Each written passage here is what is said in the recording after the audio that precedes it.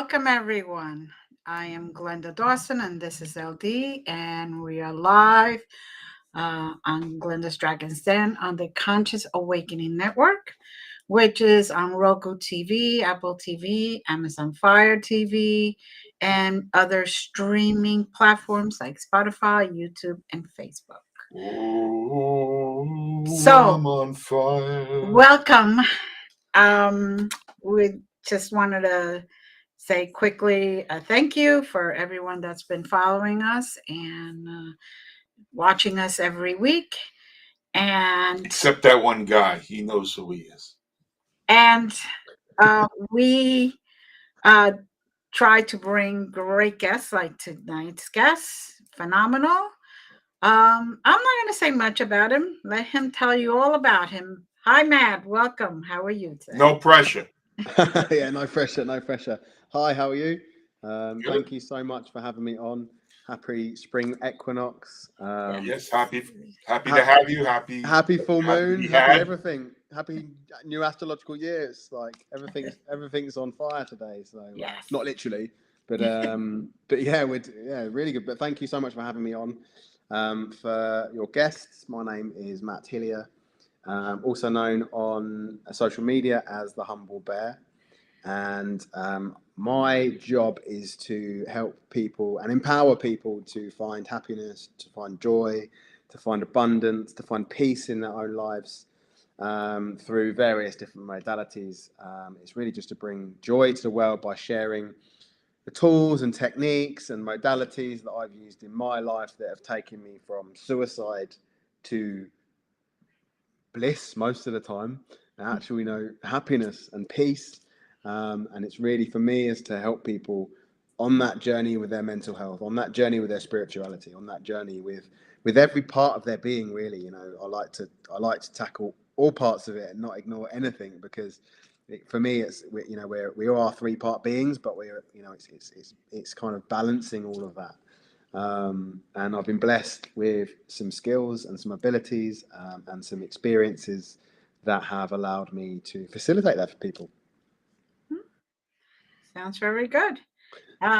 So tell us about your favorite modality that you use. So do you know what my main modality, the thing that I use the most, and the thing that I, in my life and in my clients' lives, in my friends' lives, in my family's lives, is cacao.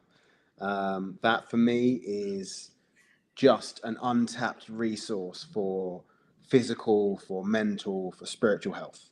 For those of you that don't know what cacao is, because this was new to me a few years ago, I was like, I don't know what this is. Is it chocolate? And the guy was like, no, it's not. I was like, it looks like chocolate, and he's like, no, it's what chocolate comes from. And I was like, oh, okay. And then as I've explored it, as I've learned more about it, I've realized that it is so much more than just chocolate. It's a plant medicine. It's a gift. It's a gift from Mother Gaia, from Mother Earth to the human race, to help us really to return to homeostasis, to return to balance, to realign with nature, realign with the parts of us that we've just kind of lost connection with. For me, it's just phenomenal. It's one of the most nutrient, like on a physical level, it's one of the most nutrient dense foods on the planet. Mm-hmm. It's packed full of magnesium, which is responsible for over 300 different processes within the body. It's got calcium in it. It's more calcium in it than cow's milk. It's got packed full of antioxidants. It's like 15 times more antioxidants than blueberries. So it's got potassium, all loads and loads of different minerals and vitamins that as human beings we need in our lives. And so it's really good for that, as from the effect it has on the physical body. It's literally clears out our heart. It's a vasculator and a dilator. So it opens the capillaries, it opens the arteries, it helps the flow of oxygen around the body. And it's amazing. It's really good for blood pressure. It's packed full of flavonoids. I know in 1944 they did a research paper in Panama where they studied Panama Island, and they studied inhabitants that were drinking it every day and ones that weren't. and the ones that were had significantly lower blood pressure. But it also works well for low blood pressure. It's like a blood pressure kind of equalizer. It's like amazing. Genuinely, anyone who's got any heart problems should be drinking it. Which is, yeah, my mum, for example, she's had a couple of heart operations and a stroke. She drinks it every day. It makes her feel really good. From a mental perspective, it contains a molecule called anandamide, and ananda in Sanskrit means bliss, and so it's one of the only foods in the world that contains the bliss molecule. So it's like a natural antidepressant. It's a natural mood enhancer. You just feel great drinking it. Anyone who's listening who's had it can certify. It's like, yeah, it's like having a cup of love in the morning. You know, we always say, you know, you can have your coffee and it's like a cup of anxiety, or you can have your cup of love. Like, which you prefer?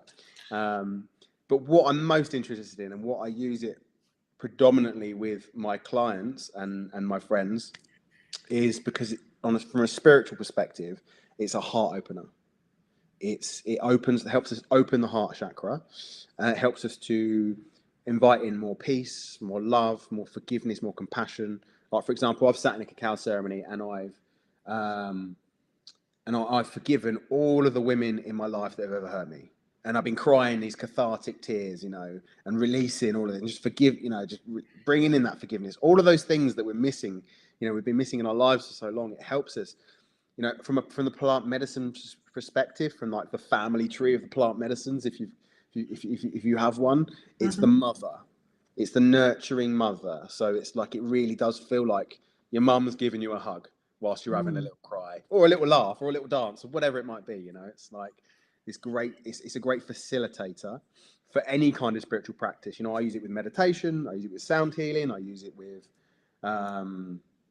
I'll be singing mantra, drumming, shamanic drumming, yoga, like any kind of modality, because it helps us to relax, because it helps us to sink into ourselves. It enhances all of those different practices. And so I see people who come to see me and I introduce them to cacao, because a lot of them come in and go, oh, no, I don't like dark chocolate. It's a bit bitter. Or, oh, you know, and I'm like, you haven't had this. That's like going to an awful coffee house or like getting some Nescafe, right? And having, do you have Nescafe in the US? Yeah. Like instant coffee. And then go, another one, I'm not keen on coffee. It's like, but if you go down to the artisan coffee house down the road that sells really nice coffee, it's going to taste nice. You know, it's like that. It's like you haven't had, just because you've had it once doesn't mean you've had it then. And like the amount of nutrients it's stripped out of our chocolate before it gets to us is phenomenal. Like the way they process it, the way they roast it on a really high heat. You know, they strip out the butter. They send the butter to cosmetics companies to make lots of skin creams and stuff, which is nice.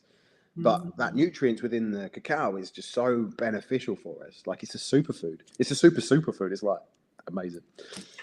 Just to be clear, yep. because I like to be clear, this is not the secret ingredient that a major soft drink manufacturer had to eliminate. No. Okay. Cacao grows in pods on a tree in around 20 degrees either side of the equator. 20 degrees what all our Celsius. chocolate comes from.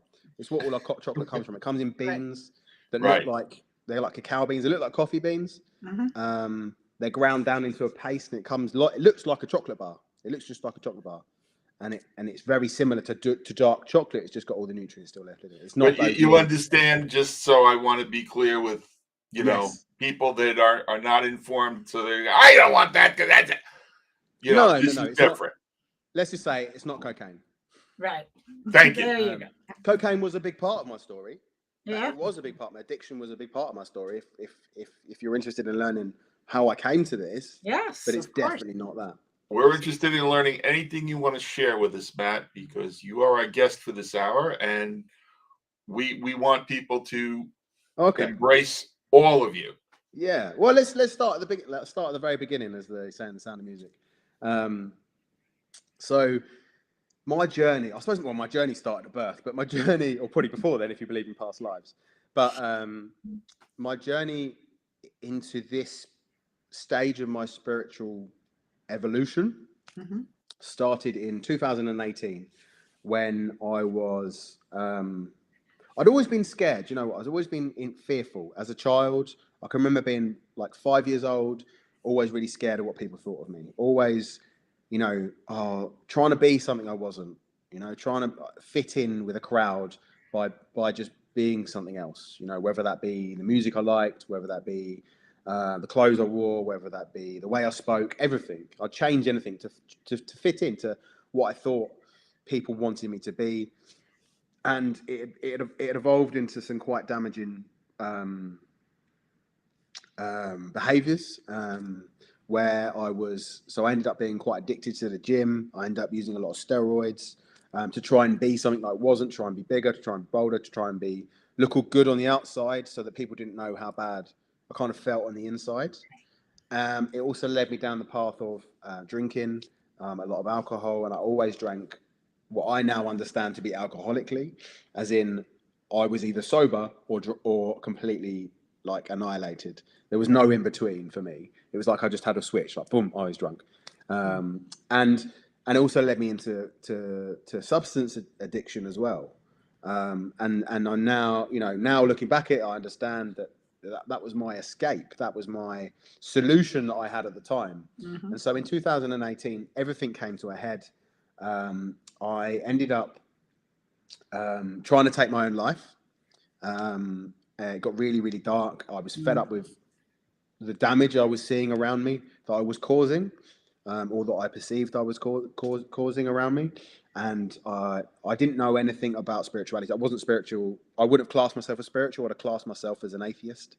And probably would have taken the mick. I wasn't very nice back then, so I probably would have taken the mick out of anyone who did have a spiritual belief and kind of like belittled them. Now, probably because I felt threatened in some way by them. Right. But, you know, that's who I was then. I was very angry back then. My rugby friends used to say that I was like the Hulk because I was always angry. I would have told you that I was the calmest person in the room, because I thought, yeah, no, I'm not angry. I'm not, you know, I'm absolutely fine. But it all kind of culminated in 2018 with his suicide attempt. And now I look at that. I look at that moment. I look at that point in my life as probably the best thing that has ever happened to me, like hands down, because it accelerated me onto this path. Like I like to use the elastic band analogy. Like the further you pull that elastic band into the darkness, the faster it flies into the light. And that's been my experience. I hit rock bottom. I couldn't get any lower. Like I ended up in a rehab center in London, England, and well, actually, I thought I was going in there for anxiety and depression. I joke sometimes and say I was going in for anxiety and depression, and I left with 10 addictions, because as they started to unravel my life, they were showing me all the areas in my life where I would do whatever I could to avoid feeling anything. And by this point, I had labelled every feeling I had as anxiety.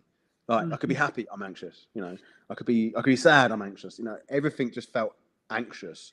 I had psychosis. You know, I would be standing at a window for about 8 hours, convinced that a SWAT team were going to come through the window, which is quite ludicrous, because they really weren't bothered about little old me. And they weren't going to send a SWAT team, that's for sure.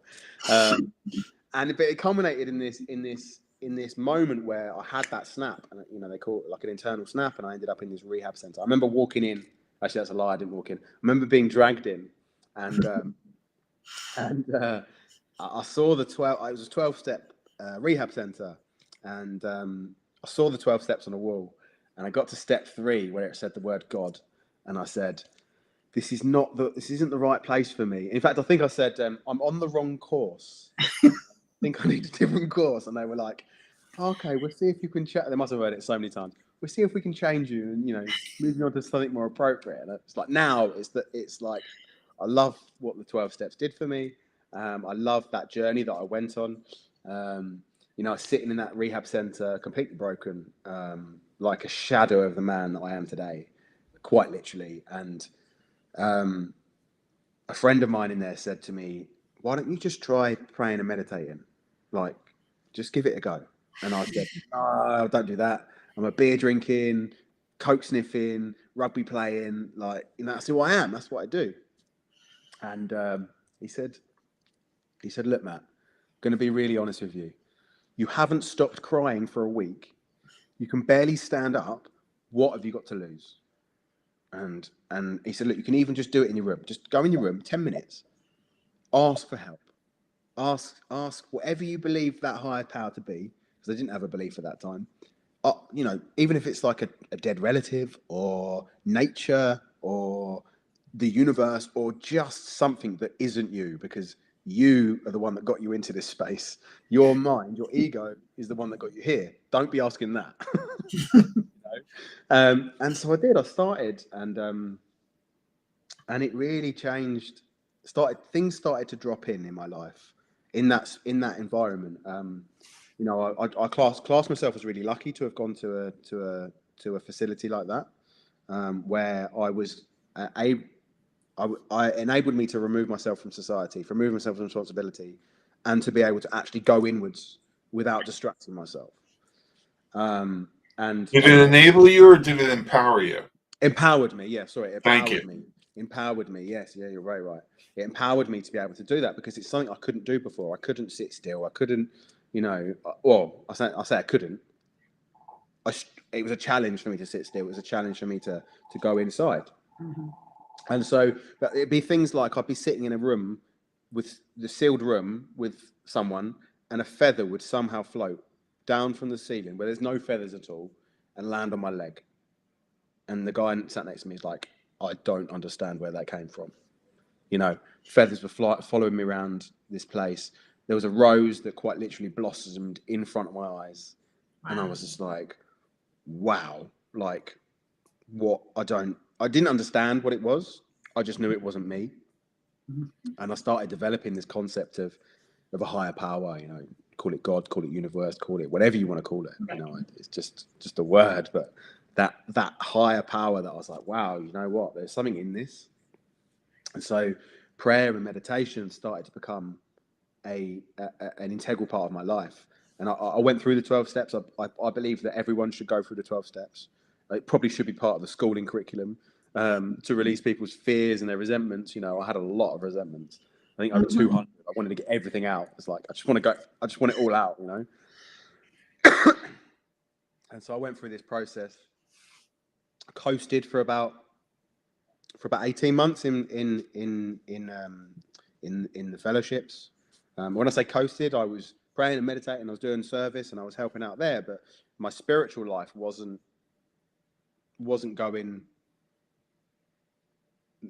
progressing loads. You know, I was doing kind of the base level. I was doing enough to get through. Mm-hmm. And the universe gave me a massive kick up the arse. Through a twin flame experience, which a lot of people think twin flames are, oh, I'd love to meet my twin flame. I honestly hope you never do, because it's horrendous. Yeah, it's like, oh my God, my head was just mental for about a month. It was the mind. I couldn't understand why the mind was so powerful, and so like the mind was so powerful that it was causing me physical pain. And what happened is I stumbled across a guy in America, mm-hmm. Called Kurt Johnson, who ran a group for Twin Flames. And mm-hmm. and I remember waking up at 2:00 in the morning, like with this head on me, going, I've got to sign up. I'm just going to give him my money. Like, and then I sent the money, and I was like, for this course, and I was like, well, that's the last time I'm going to see that. Like, it's definitely a scam. It's not, you know, and it wasn't. But as soon as I got in that, what they actually taught was presence. What they actually taught was, you know, I literally lived for a year after that. I lived my life by Eckhart Tolle, The Power of Now. You know, I lived my life in the present moment, studying the present moment, you know, working out. I had an alarm on my phone that used to go off every 15 minutes so that I could check where I was. Was I actually in the moment, or was I in my head? And if I was in my head, what was so interesting in there? And did I really care about it? Because 99% of the time, I didn't. It was just nonsense that I didn't need to be thinking about. But it really accentuated my metaphysical abilities. I started to tap into energies. I started to be able to feel things. You know, someone would pop into my mind, and I'd call them up, and they'd be like, "Oh, yeah, I'm having a really bad day," or "I was just thinking about you," and you know, all of these things that I believe are innate abilities in all of us shut down. You know, my belief is that they're somehow held in the 98% of our DNA that is, you know, labeled as junk DNA. Instructions for all these things are in there, and you know, that's my belief. No one, people can have their own beliefs on that, but that's how I feel, and that's what resonates with me. But what happened is then, almost a year to the date, someone called me up and said, "Do you fancy starting a coaching business?" And I was like, "Okay, cool, that's no worries." Then I managed to. Someone else bought me a laptop. So I manifested a laptop. Oh, I was thinking the other day, I really need a laptop. And then someone was like, "I want to buy you a laptop." And I was like, "Okay, well, that can happen." That can happen. And I was playing around with manifestation and stuff at this point. You know, Abraham Hicks and playing around with that kind of stuff at the time. And I was like, "Wow, there's something in this." And then I met my now best friend Liam Brown, who now owns a cacao company. At the time, he was running yoga retreats. He's a yoga teacher, and you know, I saw him. I was around a friend's house doing some work, and this guy who I was doing work with, he has ADHD. So trying to get him to do anything was like really challenging. And he wanted to watch this interview, and I literally was just like, "Whatever you need to do this work, just do it. Just I don't care. Just whatever you need to do." And so it was Liam talking about his book, I think, and I just straight away I was thinking, I just knew I needed to message him. And you know, by this time I've been tapping into my intuition. I've been working on, you know, really listening to that innate, that quiet voice inside, the voice of the soul that kind of says you need to do this. The one that's a lot quieter than the one up here. And I was like, oh, so I messaged him, and he said, I know that the government have put some restrictions in place, but we're running a yoga retreat anyway. Do you want to come? Okay, so I was like, yep, great. So I drove the whole length of, I know it's not far for you American guys, but I drove the whole length of the country, which was about 5 hours, which is very different from what you've got over there. But to this yoga retreat, I'd never done yoga in my life. I think I'd done it once in rehab, and I just refused to do it and fallen asleep because I was just still a bit of an arse back then. And he sat me down and he, you know, welcomed me, and I was late, and I'd been driving a lot up the motorway with all these signs saying "Stay local," and I was like, "Yeah, cool." This is the beginning of 2021. So I'm like, "Yeah, cool, no worries. Of course, I'll stay local."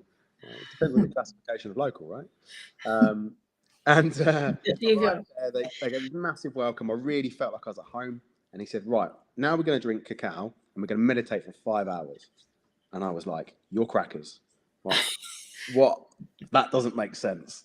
But I'm here, you know, I'm here to experience everything.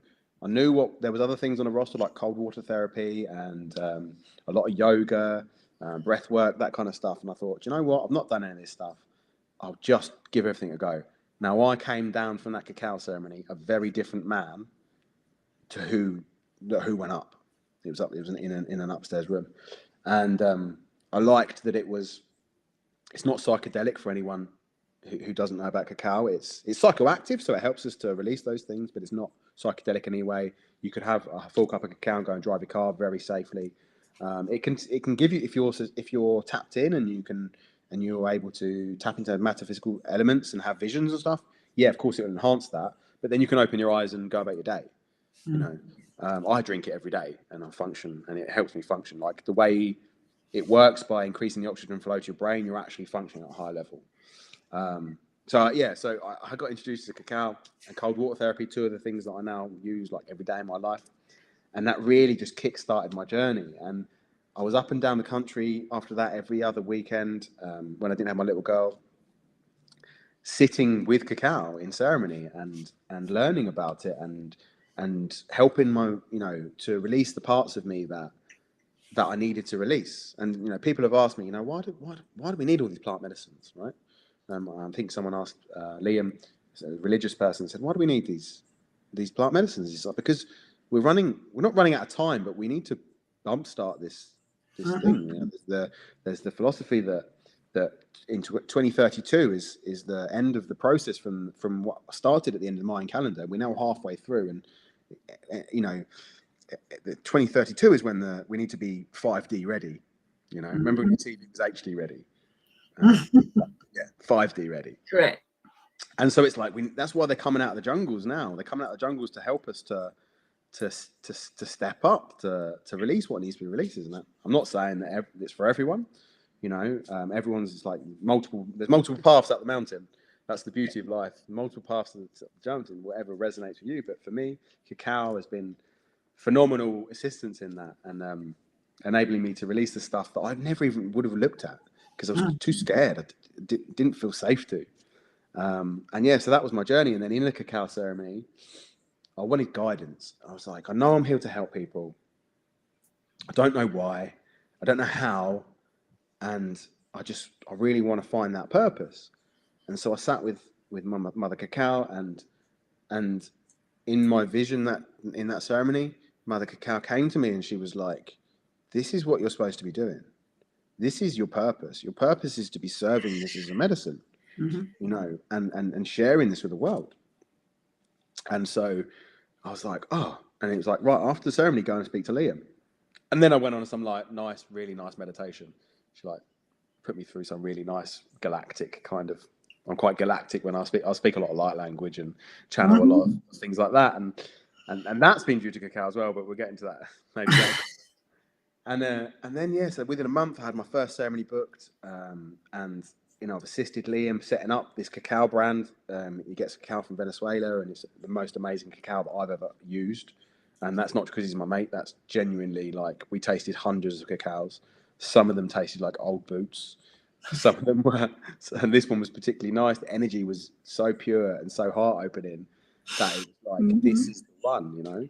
And it's been a blessing. We've just been on tour. I've literally got back today. We've been on tour around the UK, taking cacao ceremonies all around the country, and just sharing this magic with as many people as possible. Now, is this the same basic concept that the Mayans? Yeah. So my lineage comes from Guatemalan kind of area where Liam met a guy called Keith Wilson, who is probably like he's probably responsible for bringing cacao back into the world, into the Western world. Okay. Because as we all know, that South America got a little bit decimated by certain Spanish people, and lost a lot of these practices. A lot of these traditions were lost for a long time. And he was visited by spirit and asked to go and find cacao and bring it back out. So he went into the jungles. He went and found the people that were still using it traditionally, still using it in ceremony. He went and experienced that with them and learned about it, and then came out. And then Liam met him in San Marcos in Guatemala, where he was living. He said he was walking down the road. He was there for ayahuasca, and he was walking on the road, and some guy said to me, "You need to go and see the cacao shaman." And he was like, "Cacao? What are you or the chocolate shaman? You go to see the chocolate shaman, oh, mate? I'm not here for chocolate. What are you talking about? I'm here for the hard stuff. Like, I want to change my life." And he's like, "No, go and experience it." So he went and experienced it, and it changed his life. And he's been working for 10 years, and then he introduced me to it. He now does his own like facilitator training with it as well, which is phenomenal, which I've just been on to kind of upgrade myself as well. And so that's where kind of my lineage comes from. So, and probably 99% of the people serving cacao in the Western world, that's where their lineage comes from as well, because he was responsible for reigniting this medicine, you know, bringing it. They say that the spirit of cacao comes out of the jungle at times when the human race is out of sync and out of balance. And I don't know if you've noticed recently, but we're a little bit out of sync. A little bit. Just a little bit. Well, the public education model is to get everybody to walk down the right side of the hallway, or you know, maybe in the UK it's the left side of the hallway, but the same side of the hallway. Yeah. And to get into that box. It's a government indoctrination camp.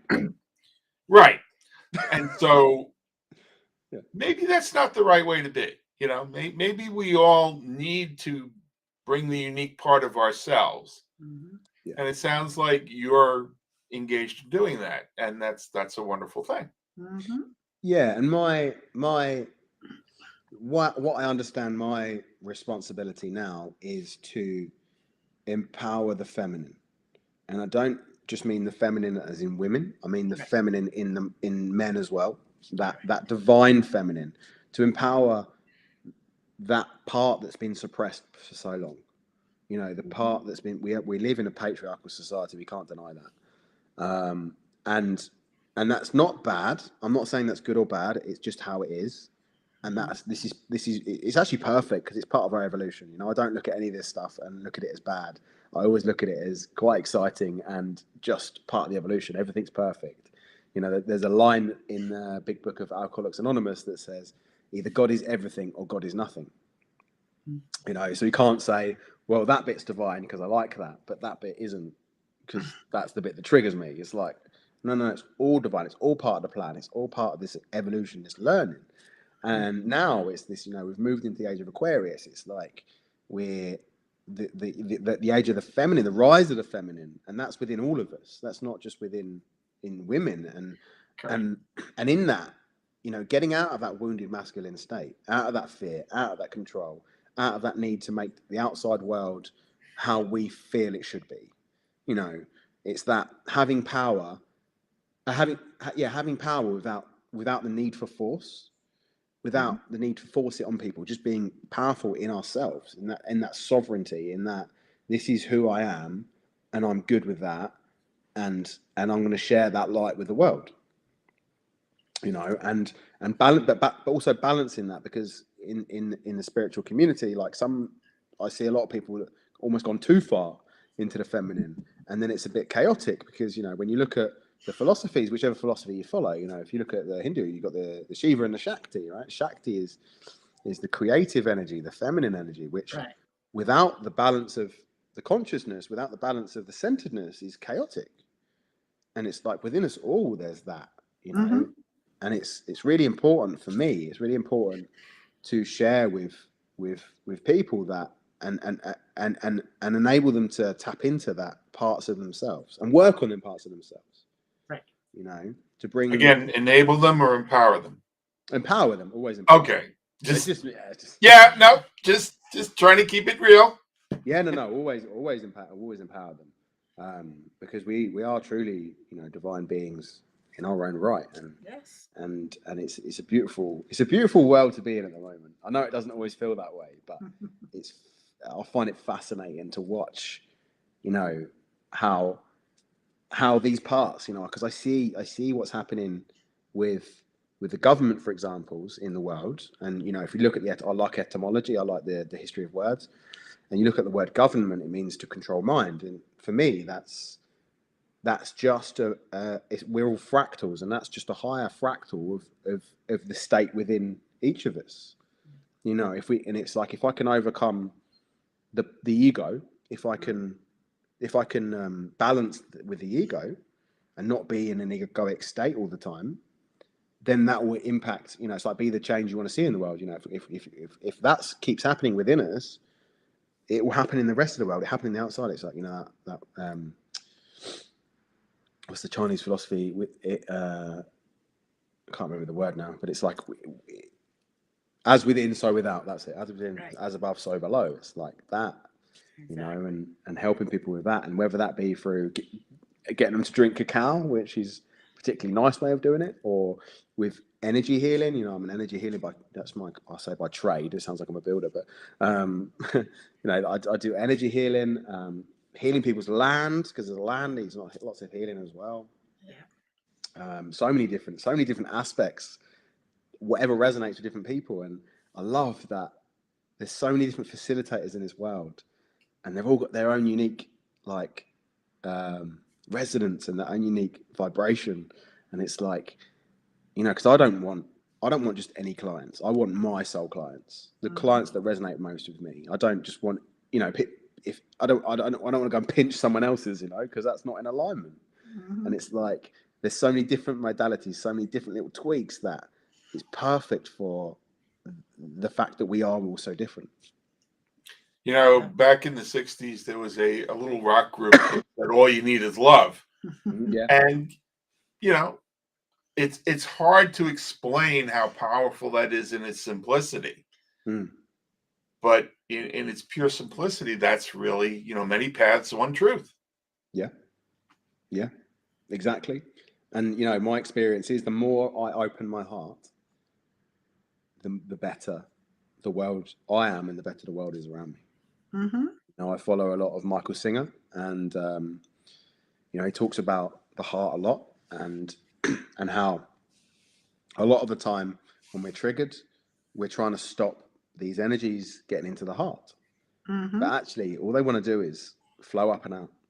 That's all they want to do. And that's, for me, that's what all these modalities are for. They're for allowing that energy system that we built these little early warning systems in it, because at one point something happened and it hurt, right? So, put an early warning system in there. And then when the energy comes up and hits that in a certain way, we feel triggered. But all that energy wants to do is come up and out. And as I, from my experience, as I allow that to happen, the next time I'm not triggered, or I'm triggered a lot less, Mm-hmm. and then I'm better because I'm then able to respond rather than react. I'm able to come at it from a space of I'm actually okay with whatever just happened, and therefore I can bring the best energy to this. I can actually see what the moment in front of me wants of me, Mm-hmm. rather than being like, oh my God, I've got to stop this fear. I'll do whatever I need to do to stop this fear. That's how for me, I know from my experience, that's how I lived most of my life, was like trying to change the outside world to in order for me to feel better, which just was like an impossible job, right? It's so much more interesting when you allow it to empower your soul, isn't it? Yeah, definitely. And that's why I'm sorry I keep coming back to it. But yeah, I mean, I'm not big on enablement, empowerment. Yeah, I can get behind that. Yeah, I think when I'm talking about enablement, I'm talking about, it's almost like sometimes it's giving people permission to tap into that power. Right. It's like the Marianne Williamson poem. They are they are powerful beyond measure. You are powerful beyond measure. Right. And what they truly fear is that. That really resonates, that poem with me. It's not that we're too small that we fear, it's that we're too much. Mm-hmm. Like, it's giving, if I use the word enable, it's like, no, I'm helping them see that they can be who they are. Right. I study a lot of yogic philosophy, and in yoga, there's a niyama, which is santosha, which is contentment, and it's being content with wherever we are. Because for everyone out there listening, you are exactly where you need to be on your spiritual path, regardless of how your mind might tell you you're not far enough along or whatever. You are exactly where you need to be, and that's that. And if you can become content with that, then you can move on to the next niyama, which is tapas, discipline. And it's then we can put in the practices in order to evolve. But from a place of contentment, not from a place of I'm not enough, therefore I need to meditate 10 hours a day or whatever your practices are in order to get somewhere. It's like, no, I'm content with where I am, but I want to improve this within me or this within me. Right. So it kind of ties into the Maslow hierarchy of need as well, the pyramid of self-actualization. And while those that want to control want to keep you in the lower vibrational levels of, how am I going to get through this? Yeah. Well, maybe the way through is up. Yeah. And that's it. And, I do a lot of mantra as well. I love Indian mantras, and I love the Ganesh mantra, Om Gam Ganapati Namaha, because for me, it's like Ganesh shows you that not only are you the obstacle, but you're also the way, and the way is through. And it's like my friend says, it's like you're water, and you're flowing down, and you get to a rock, and you're like, oh no, there's a rock. What am I going to do? And you're like, oh no, what am I going to do? And then Ganesh comes down and says, dude, you're water. Go around it. Yeah. He's like, oh, of course, I'm water. And you Yeah. go around, and a little bit further down, he comes in again and goes, mate, you know that rock that you really struggled with? And you're like, yeah. And he's like, you put that there. Oh, yeah. It's like all these obstacles. Oh, yeah. I put them there. And I love to chant it. I've got mala beads, so I chant it like 108 times. And it really does help me shift that vibration. I do use it in ceremony as well to help people let go of stuff, because he's a remover of obstacles. He helps people let go. He's also got like an elephant's head, and he rides on the back of a mouse. So he kind of teaches us, like, just don't take life too seriously. Like, have fun with it. Right. Which is like, And isn't that how we started today? Yes. Yeah, exactly. Lighten up. Yeah, it's like someone said to me, when you're meditating, you can meditate with a smile on your face. You don't have to be so serious. It's like letting go or be unless you're doing dragged. Zen meditation, in which case you need to be really serious and stare at that wall. Awesome. Well, it's like a lot of people say to me, "Oh, you got this music, that music." I meditate to Pitbull music. Yeah, why not? And I should sit there, and it takes me to the place I need to go to, and that's it. And everybody's looking at me like, "What? Don't you have to?" Nah. Yeah. Whatever resonates with you, that takes you where you need to go. Exactly. And gives you peace. Right. Yeah. So, and there's different, that's why there's so many different tools, so many different modalities. A lot of people, when yoga, most people think is stretching. That's like one art. The asanas, which is what most people know as yoga, is like 1 out of 8 limbs of yoga. It's like one small part of it. And actually, all they came from, if anyone looks into it, all that came from was to enable you to sit up straight with your back straight, your chin parallel, and focus on the point between your eyebrows. That's all that's spoken about in the Yoga Sutras. The asanas aren't, the stretches aren't in there. They just help you get there. right. So you can sit there and do the pranayama, the breath work, the everything else, and hopefully reach samadhi at some point and be levitating down the Ganges, which would be nice. There you go. So, now, what other modalities do you use? So one of the things that I've been blessed with is I channel light language or soul language or whatever you want to call it, like speaking in tongues. So within my energy healing, people come to me for energy healing. It involves me speaking light language. It involves I'm a Reiki master, along with most of the spiritual community, but Reiki master, Angelic Reiki, Theta Healing. So I'm attuned in all of those areas, but the modality that I use is very much intuitive. It involves shamanic drumming. It involves sound healing. It involves crystals. Whatever comes to me. Sometimes I'm like, oh, the other day I had a feather. Ended up with a feather in my hand. I was like, I don't know where that came from, but it needs to be used in this specific location. I was like, okay, cool. I also use I've got a frequency healing device that's based on Nikola Tesla's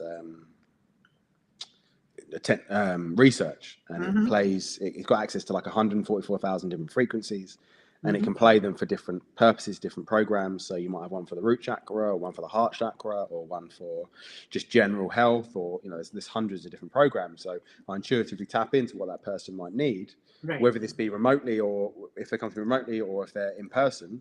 I'm able to play that into their bioenergetic field to help balance whatever they need support in balancing within themselves, whilst I'm doing energy healing and talking, channeling light language, which is also very healing. So it's like a super powered healing modality that shifts people. I mean, I'm honestly feel so honored to be even able to do half of it, let alone, I did some healing on someone in the ceremony, because it always comes into the ceremonies as well. So on Saturday I did a healing on this guy, and he was like, my whole body was vibrating. And then we were actually staying with him as well. And then the next morning he was like, I was traveling with aliens. I was lucid dreaming. I was like, it kind of activated all this stuff in him, and he was like, it was phenomenal. And light language just brings so much peace. Yes. And joy, and you could feel that love just, it's like the ultimate love language, I call it. Yeah, yeah. They- And for when it first started coming through, I was quite scared of it. I didn't know what it was. You know, it came to me in a healing session, and I was suppressing it. I didn't Right. want to. I was like, oh, I don't want to disturb people, or you know. And then it took me about Right. 9 months before I was just like, I can't keep suppressing this. I've got to let it out. Right. And after I started, my life just took off. Mm-hmm. Because as I was healing people, I was healing too. Mm-hmm. You know, because of that interconnectedness, all that, you know, quantum That entanglement. symbiotic relationship. Exactly. So it's something very blessed to experience. Yes, it is very powerful. Yes, yeah. And it's been within us for a long, long time. Yeah. Just Yeah. a matter of getting to that moment where actually, like you said, allow it to come out. Yeah, and I had because I had wanted to be a channel. I think ever since listening to Abraham Hicks, I was like, I want to be a channel. I want to do that. You know, it resonated with me. I don't not for everyone, but I was like, so Right. I've been saying, you know, I'm ready. You know, I'm putting it out there to the universe. I am ready, and I thought it was going to come through as, you know, like Abraham Hicks. I'm going to start doing that. I didn't Right. realize I was going to start speaking a strange language. But yeah, just blessed, absolutely blessed. Mm-hmm. And now I do activations with it as well. So I activate other people into, you know, some people come for healing. I'm like, right, you know, what do you want? They're like, I just want to speak that language. And I'm like, we can do an activation. That's fine. Like, you know, Yeah. and I do them online. I do all kinds of stuff. Very good. Right. So where do people find all of this? So you can find me on Instagram as _humble_bear. I'm always sharing stuff on there. I share a lot of stuff from my life. That's whatever's coming up in my life, sharing it with Right you there. guys. Yeah. Or you can go to my website, which is www.humblebear.co.uk. And you can find all of my events on there, whether they be online or in person. Mm-hmm. All of my healing modalities on there as well. So all my services, everything about me really, and how to get in contact with me. If anyone ever just wants to reach out and have a chat, maybe they've been through things that I've been through. Maybe they're going through things that I went through. You know, it often works with me that a client will turn up and they're like, I've got this massive problem. You know, whatever's happening, and I'm like, oh, I had that, and it's like, here's a map of how I did it, and it's like, and that's what I mean about empowering. It's like, I show them how I did it, Right. but it's down to them. Mm-hmm. Right. Right. Well, everybody has to do their own work. Right. Yeah, exactly. You know, So, you can facilitate, you can empower, but ultimately, Yeah. exactly. Lead a how horse about to now? water. Exactly. So basically, you did an awakening while you were in the rehab center. Yeah, Or was that was it my more- first. Okay. That was my first. I kind of had two kind of dark night of the soul experiences. That was the first one. Right. And that was, you know, for me, there's probably several times in my life where the universe has tried to wake me up, but I'm Taurus. I got my double Taurus. I've got my sun. I think it's my sun and my north node. Oh yeah, sun and north node in Taurus. And I was born in the year of the bull, so I'm pretty stubborn. And so it needed to give me a big kick, and it did. You know, and that was the first one. And then the second one was when, you know, I really kicked me onto this spiritual path. And, you know, I'd been to a healer, and the healer had said that her guides had come through and said, you think your journey's been like rocket fueled? Wait until you see Matt's. You know, it's like someone lit the touch paper and it's going to go into the stratosphere. And at the time I was like, little old me, what are you talking about? Like, you know, that's not me. I'm just normal Matt from well, I was in Brighton at the time, from Brighton. That's not me. Right. And then, you know, as I've seen my journey, I'm like, okay, yeah. And it's been intense, don't get me wrong. You know, last year I had a whole week where the universe conspired to trigger me to refill all of the emotions that I had around my suicide attempt. Because what I'd done back then was try to escape and suppress and not feel it. Mhm. Anyway, it conspired to bring up all of the fears, all of the rejection, all of the abandonment, all of those really deep things. And I knew at the time I had to deal with this differently. And so for almost an entire week, I laid in bed. I didn't do any yoga. I didn't do any breath work. It was just meditation. That's all I did. And I just felt. That's all I did. Just allowed those feelings, like we talked about earlier, that allowed those feelings to flow through. Observed the mind, observed whatever was going on, and knew it wasn't me. It just needed to get out. And I was kind of like, I'm fed up with all this stuff in here. Fed up with this baggage. I want it gone. And that was, truly empowering. Mm-hmm. Well, it's residue that needed to come out. Exactly. Yeah, so. It's like I like to talk about it as like a helium balloon, and it's like it's tied to a rock, but in order to release the rock, you need to look down at it. Right. See where you're cutting, see Right. what you're releasing. And once you do, the helium balloon just does what any helium balloon does and just floats up. Mm-hmm. That's the soul. The soul just wants to float up, but you need to look down to be able to, yes, that's the bit I need to release. That's the bit I need to let go of. Mm-hmm. This is the bit that's holding me back. So you took your turn. Yeah, exactly. Very good. And don't want to say this to you but we do go through a few of those. Yeah. It's not a just one-time deal. I wish it was. Well, I love them now. Yeah. I love these experiences now. I love getting triggered. My girlfriend thinks I'm nuts because because when I feel that trigger, I'm like, yes, this is an opportunity to evolve. This is an opportunity to rise up, to be better, to be lighter. Right. Because all of this, that's all it's doing. It's just wanting us to. The universe just wants us to ascend.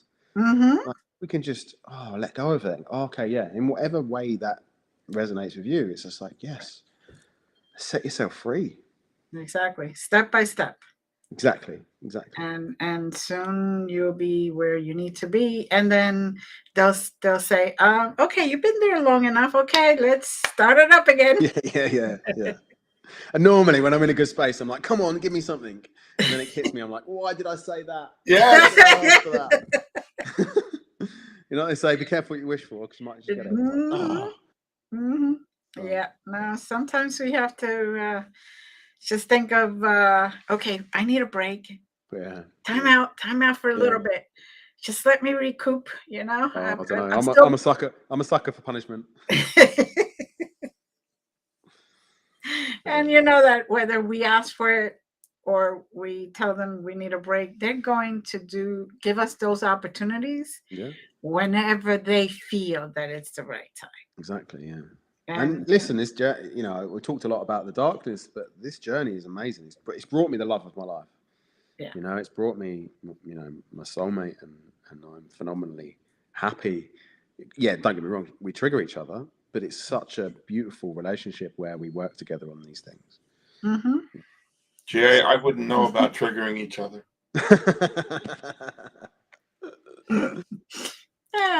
Absolutely not. But what a blessing! That's what relationships are for. It's like to bring those little things that we need to work on. Exactly. So we can release it and we can become better. Exactly. All around. And we can help so many more people. Right. That's what I'm all about. Just supporting, empowering, and inspiring other people to be the best that they can be.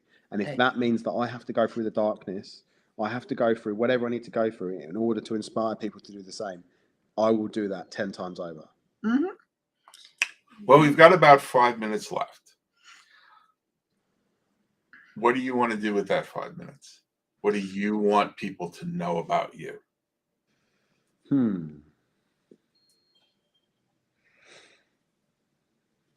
Guessing it's just, I'm here.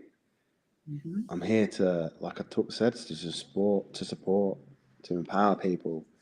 Anyone out there who is going through stuff or who resonates with whatever I'm talking about, I'm always around.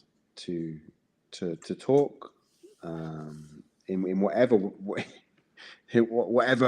whatever form. We've got so many different forms of communication these days. I get lost, but they're all on my website, so you can find my number, you can find my email, you can find my everything on there.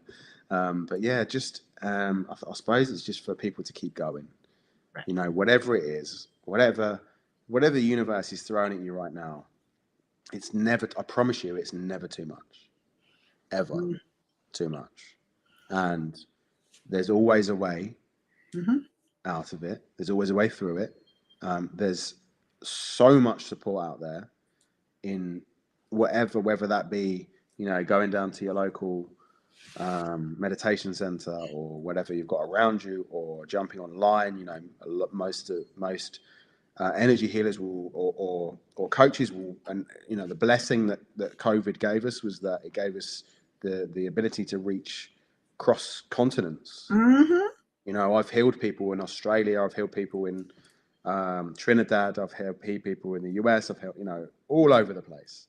And someone in France the other week, it's like, don't even have to be in the same location. Quantum physics is now showing what us spiritual people are like. Yeah, we've known that for a while. It's like monks in Himalayas have been like, yeah, we kind of knew that. And so it's just, I suppose, I just encourage people to reach out. You're not alone. You truly never have been, and you never will be alone. Exactly. And especially for men as well, because I know from my experience that I really struggled to reach out. I really struggled to admit that I was struggling with mental health, and it almost killed me. And so it's just to encourage men to even if it's just one person in your life you can just speak to about this stuff, or if it's just a stranger on the end of the phone that you could just get to know him. Just, I need to talk to you about this. Whether that be me, whether that be you guys, whether that be whoever, just if you're struggling, reach out, and the help will always be there. They'll always be there. In whatever way, shape or form, the universe knows you need it. Yep. It's one of those things, like, they say when you're ready, the master will show up. Exactly. And it's so mad because I always say that, life, we live it forwards, but it only makes sense backwards. It only makes sense in reverse. Oh yeah, I can see why that happened now. At the time, it's like, oh my God, this is ridiculous. Why this is happening? And you look back and you're like, oh, no, it makes sense. You're right. Well, I want to thank you for coming out of hibernation. Yes. And joining us today. Thank you for having me. And thank you for being had. And we appreciate your patience and showing up and being here and making yourself available. Right. Because everyone has their own way of moving it forward. Well, I'd like to say thank you to our audience. Thank you for following us. Please keep showing up every Wednesday night at 9 p.m. Eastern, or you could always watch the replays, YouTube, everywhere. Even Roku has them there forever, basically. Wow. So it may feel like forever. I'd like to thank everyone. God bless and enjoy. Have a good one. Thank Bye. you.